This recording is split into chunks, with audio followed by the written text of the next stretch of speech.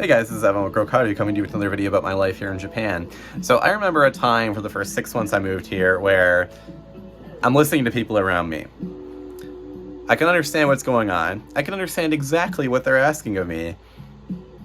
But I couldn't answer any of their questions. I couldn't speak. The words wouldn't come out. I was tongue-tied. And I think for people who are studying Japanese and are thinking about coming here, this is something you absolutely need to keep in mind. The ability to understand what's happening and the ability to speak and answer effectively and clearly, or even at all, completely different parts of your brain, and it will get you into a lot of trouble if you don't realize that, because it's a really weird feeling. You know the answer, you know what you want to say, you know what they're saying, but you can't mimic the exact, you can know how they would answer it, but you can't say it. It just won't come out, and that's a different part of your brain that you need to be training, guys. So, for my first year or so when I was living here, I had that issue, and I couldn't express myself at all. And I was also going to a language school where I was the only English speaker, and I was the only one who was really trying to speak Japanese too. It was a lot of other students from surrounding Asian countries all speaking Chinese, Vietnamese, Korean all together in a room. It was like this insane mishmash, just like, oh my God, the noise in that room when I walked in every day. Imagine hearing 5 different languages you can't understand at once. That was every morning for me, right? So I had this sensory overload. I knew what was going on. I could understand Japanese, but I couldn't really express myself. And I didn't really have that many friends either since I just moved here. So what did I do?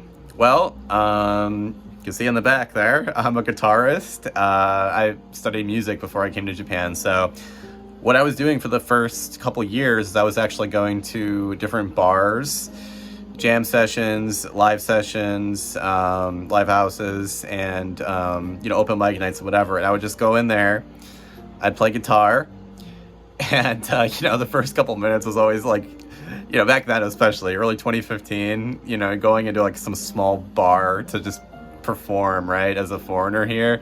It was like I had to get through that initial hurdle of just like people being like, wait, what the fuck are you doing here, right? I mean, pretty much every time the first 5 minutes were just like this every single person's like, what are you doing? Where are you from? Where are you from? Why are you here? You speak Japanese? What do you play? What do you this? It was just like, 50 questions, right? For the first 5 minutes, but then people were really cool. And you get that initial.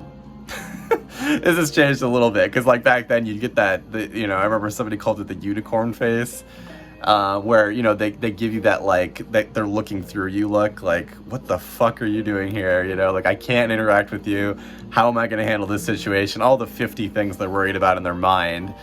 But nowadays it's more of like, oh shit, I had some foreign tourists come in here and wreck the place last week. What am I gonna do? Like, it's a different environment. It's a different dynamic now, especially in Tokyo. You guys need to stop being fucking idiots. If you're living here, you're gonna travel here, stop it. Follow the rules, But yeah, I'd go there and I'd just play in the jam session, and it was a great way to communicate with people and make friends, and a really good way to like do some like rejection therapy or just practice getting out of my shell, because I have this weird mix of a personality where I'm a risk taker, but I'm also a catastrophizer, and I have anxiety, right? So I have the guts to go and do things, but I'll just worry about it all the way there, but I won't let myself not do it at the same time.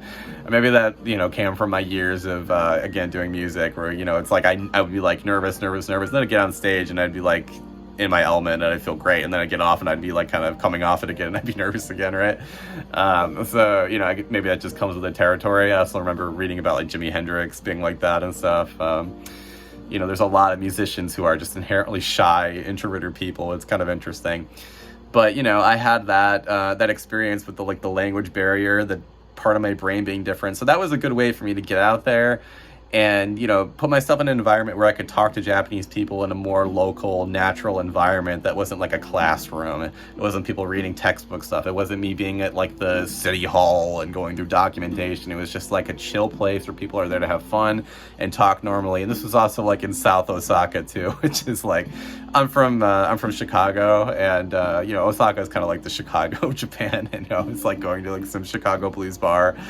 and just chilling out with the locals there in Japanese, right? It was interesting. And in fact, one of the places I used to go to was called Chicago.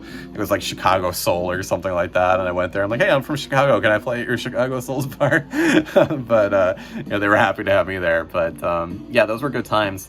But especially, if you're thinking about coming here, guys, like, you need to be realistic about the fact that you're not going to be able to talk to anybody for like a full year, 6 months, maybe 3 months if you really work hard. But it's a different part of your brain where you need to train yourself to do that. So what you can do now, I mean, I didn't really have, I didn't know this was a thing back then, because again, I came here early 2015, but now there's so many Discord servers and stuff. Find a Discord server for like a game you like or something and go in there and just speak Japanese. Just try to speak Japanese, push through that. It's going to feel really awkward at first, trying to sound Japanese, trying to speak in like an appropriate Japanese accent. It feels like you're like making fun of them or you're like being racist or something, right? Like when you're trying to actually sound Japanese, you have to force yourself to like try to sound more Asian and stuff, but it's a really awkward experience when you first start that, right? But then eventually you're just like, no, that's why they talk like that, because that's what the language sounds like. You push through that, you get more comfortable, you make friends, and you work through that part of your brain. And it's just a muscle like everything else. It's just muscle memory. You need to just train that part of your brain, and pretty soon you won't even be thinking about it. You'll just be able to switch like that. And it's always like, I noticed that like as I got better at Japanese, it was less about me improving my ability, improving my overall presentation skills or my ability to summarize information, and it was more about me in improving or decreasing the amount of time and my stamina in regards to being able to switch between English and Japanese very quickly. Because I used to be I would have these 7-8 hour long classes and drinking parties and shit in university here. It'd be from like 3 to 1 in the morning, whatever. And then I'd come back and I'd call my mom on the phone and I'd be like, oh, hi and it's like you every time I did that, I'd be able to like switch between Japanese and English faster. I'd have more stamina to be able to speak in Japanese for longer.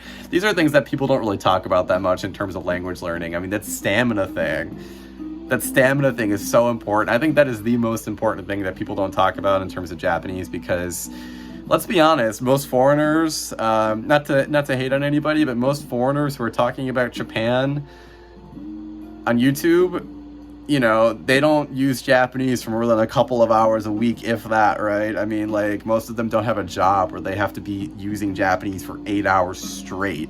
That's when things get hard. That's when you have to get to a next level, right? Because anybody can learn a language and speak in that language for 20 minutes, but can you speak in that language all day, every day, and try to create an equally interesting and compelling personality in another language, right? That was kind of like my journey here in Japan, was trying to do that. I mean, I had my degree or whatever, but that was really like what I was trying to do, was like exploring that mental kind of enigma or whatever you would call it, that dilemma. And so I don't know. I don't know what happened to here you go, just give the bass.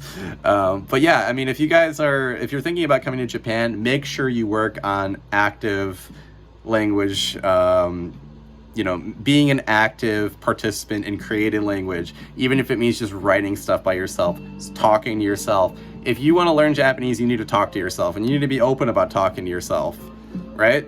I mean, how do you guys think I was able to start making YouTube videos where I talk to my phone here? I practiced speaking to myself in Japanese for 10 years. In your room, speak to yourself in Japanese. Do shadowing. Shadowing is when you basically just copy what people say a few seconds after they say it. I learned how to do this when I've done a little bit of the simultaneous interpreting I've done, where like if you're in a meeting and you're interpreting for somebody and you interpret 3 seconds, 5 seconds after they're talking or while they're talking, right? That's why it's simultaneous. That's a whole other skill that you have to learn how to do, and that's a whole other part of your brain that you have to unlock. So just make sure that if you guys are coming to Japan, don't wait until you get to Japan to speak Japanese.